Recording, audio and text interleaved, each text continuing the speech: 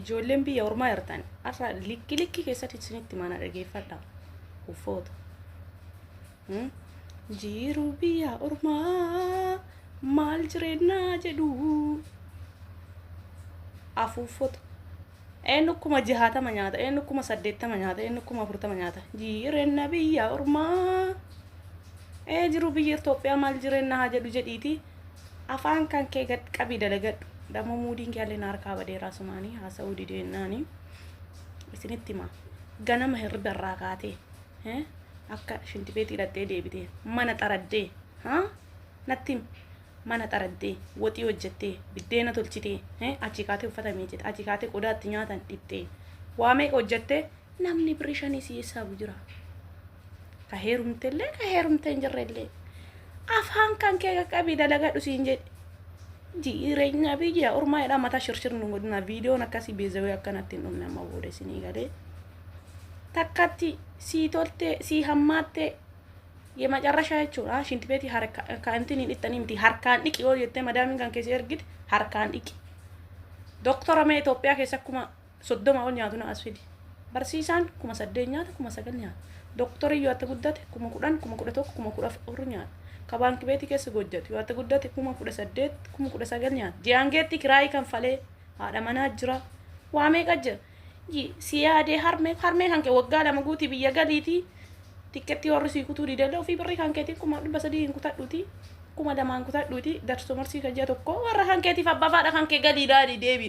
achiin karagaa muudi incho hin taane nurratti intiniin jedhina asii as deemtanii kalaasonti biraan jiru dhugaan jirtu kanu kanaayyuu kuma abiyyillee maal jedhe samoona kana intinii baasee sisteema baasee kuma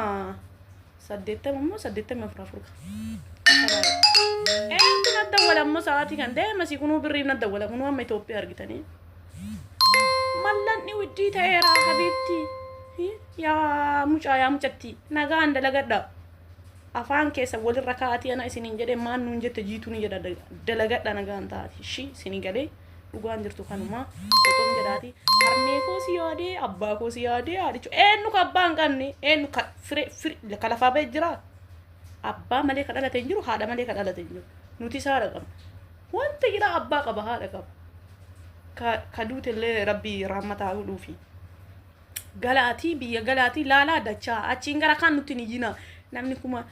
kumni takkattiin saatee ammaa tana kuma takkattiin madaamiin sii kafaltoote Itoophiyaa mee kuma 42 kuma 200 yoo nyaatta ta'e kuma mee naannoo kuma 80 60 jala dhufeera afaan kan kee qulfiitti godhiiti laayifi kan kee seenaa gizee dalagaa fitti fata'eedha mana keessa fata'eedhi nagaan dalagadhu indom tabrana haasubsiisina madaamin dhageette kananti jetti madaamin application afaan oromoolee dhageeffatu jammarteetti waan haasofnu kana garaa rabifaatti jijjiirte afaan keessan qabiiti dalagadhu okay as deema jireenya biyya ormaa jireenya guyyaa takkatti waan akkasii viidiyoo akkasirra waraabeen beekwan of course maaliifuu jennaan ganama hirriba irraa ka'ee waa meeqa dalagee namni birrii 5 naa isaabeen jiru gizee Itoophiyaa jiru jechuun harkaan uffata asii maashinii ka uffata miicu maashinii gurgurta miicuu dadhabde diimaa gizee tokkocha diimaa waliin miicita gurraachi waliin adii waliin kalaas hammaami kadhitu gaawontii harka godhattee gaawontii sii bitteetti gaawontiin itti kalaas wanti biraa maanni nyaata ka hojjetullee intini qimame akka Itoophiyaa waliin dhaa ooltu mee saatii meeqa hojjetta gizee ayyaana Itoophiyaa lukkuu saatii meeqa hojjetta saatii 3 moo saatii 4 diide bultee gizee ayyaana kana waliin dhooftee daqiiqa 5 6 keessa intini achi waliin ooftee achi jara kennite soo giddeetti buuste yalla cinqillaatiin dalagi siigalee onneen dhiisii cinqillaatiin dalagi kana siigalee amma booda mee viidiyoo akkasii na biraa dhufu ina shaki obboleettiin keenya tokko waan isheen jettee ji'aanii kuma 60 kuma 70 nyaachaa yaa jiruu biyya ormaa hin jedhinaayii jette obboleettii koo dhugaa dubbachuu fi ati akka barbaaddattis jiraachuu dandeessaa nuti immoo jireenya biyya ormaa akkatti jirru nu'ii fi qimamochee mana madaamititu beeka maaliif akkas jettee jechuun keessa hin oolu annuti birrii ilaalaa jirra malee waan ilaalaa hin jirru birrii ilaalaa jirra malee qaamni keenya akka goddaamaa jiru ilaalaa hin jirru birrii ilaalaa jirra malee bifti keenya akka badaa jiru hin jiru. Birrii ilaalaa jirra malee umriin keenya akka biyya ormaatti deemaa hin jiru. Akkasuma hoo siqaayii meeqan biyya kana keessa jiraatta qarshii hagana nyaadha jedhaniituma hagana osoo hin taane jireenya gizee biyya keetii sitti tolamoo biyya ormaatti sitti tolatte addaan baafachuudha kana jechuudha akka kootitti. Isin maal akka jettan hin beeku mee warri koomentii maal jettu isin. Ani dhugaa dubbachuuf jireenyi biyya ormaa maal jireenya jedhu dhuguma maal jireenya jedhu siqaayii meeqan jiraata. Ishee yoo firii taate fakkeenya mucayyoon tu ijaazaa ishiin akka barbaadetti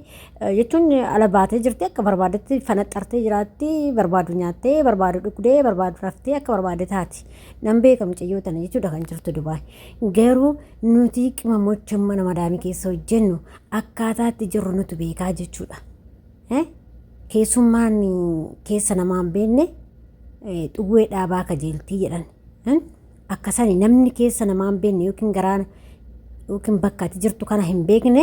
waanuma ta'e odeessa akkanuma miidiyuma irratti ba'e jechuudha. Dhugaa dubbachuuf amma mee hanguma fe'e illee manamti namatti tolu. Mee hanguma fe'e dhugaas hin jedha obboloota koo osoo akka manni arabaa kun natti tolu osoo akka ana jechuun ciqiqiin hin qabne isaa bakka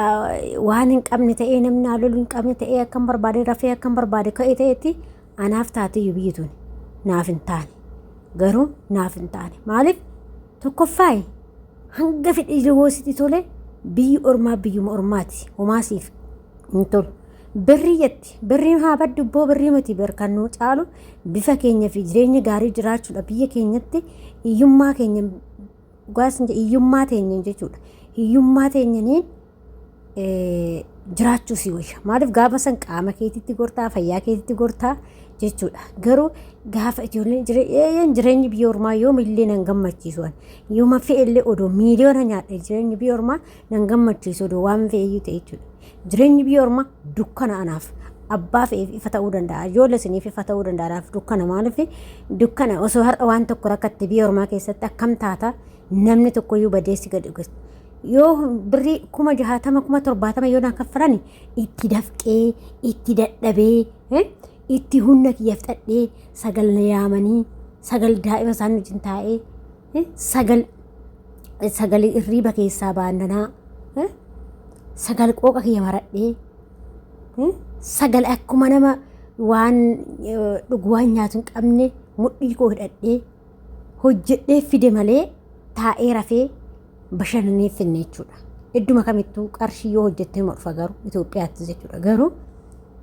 akka mucayyoon kun jettee fi nuti akkatti jirru garagara. Kan dararamaa jiru meeqa? 60,000 laalti malee kan dararamaa jiru meeqa? Kan siqaayii meeqa argaa jiru meeqa? Kan biyya ormaatti maraachaa jiru meeqa?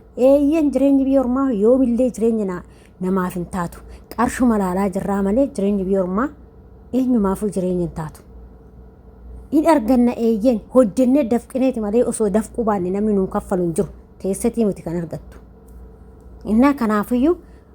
biyya keetitti soo dafqituma argatta garuu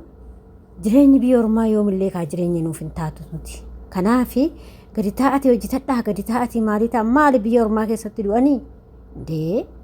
jennaan jenne malee hanguma isaaf jijjiiramu malee biyya ormaa keessatti hin du'u jechuudha. Kanaaf xiqqaas taatu gaaris taatu biyyuma teenya tana kama jireenyi itti qaala itana nu wayyaa ani biyyuma tiyya fedhadhe jireenyi qaala dhiiste hanga barbaade haa ta'u bakka. Naka isin jaaf durstoota tiyamee isin maal jettu koomentii irratti barreessaa rabbiifu. Isinillee koomentii irratti barreessaa isinin jedha. Kanaafi obboleettii koo nun arrabsinii nuti akkatti jirru nuti akkatti waa hunduma keenya iyyuu jirru nuti beekaa nuti mana madaamii keessa hojjetu beekaa ati ofii keetii yoo siif gaarii ta'e nama kaawwanii gaarii ta'uu dhabuu danda'a. Siin jedha obboleettii koo kanumaafi badaas ta'u gaaris ta'u haati ofiitii fi biyyi ofii takka jedhan ishii akka fedhes yoo nuti ta'e biyya keenya kan nu ga'u hin jiru jechuudha. Iyyummaa tiyya isa wajjin biyya kiyya naa wayyaana dhugaas hin jira jechuudha. Jireenyi biyya ormaa jireenya naaf hin taatu fi hanguma keessa jirruuf garuu akkatti jiraannu fi nuti akkatti jiraannu nuti beeka jechuudha. Hanga jijjiirama qaamni keenya fudhee hanga jijjiirama biyya ormaatti gu'une qarshiidhaaf jennee waan hedduu kaffalaa jirra jechuudha. Kanaaf obboleettii koo akkasuma hin jedhin birrii siyoo ta'e dafqinee finne malee kan tola namaa nu laate hin jiru jechuudha. Itti iyyinee nutti iyyanii sagal hirriba keessaa nu yaamaniiti malee tola wayii nu hojjisiisanii finne birrii tana jechuudha. Siin birrii sii kaffalti ishiin akkas taate ishiin akkas taate yoo taate humna kiyya bahe humna keenya nyaatanii nu kaffalu malee osoo hojjenne sii kaffaluu hin danda'anii bare. እና ከሲላባነኛውም ጀባዳ ሲንፋጦቼ የቢዮ ኦሮማ ቢዩ ኦሮማቲ ቢዩ መኬኛ ዳራቲስ ወደዱስ ጅሬኝ አከፈስተው ወሱመት ጋላስ እንጀዳ ዋቀዩ ሲንዱካቶ ኮሜንት ያት በሬሳ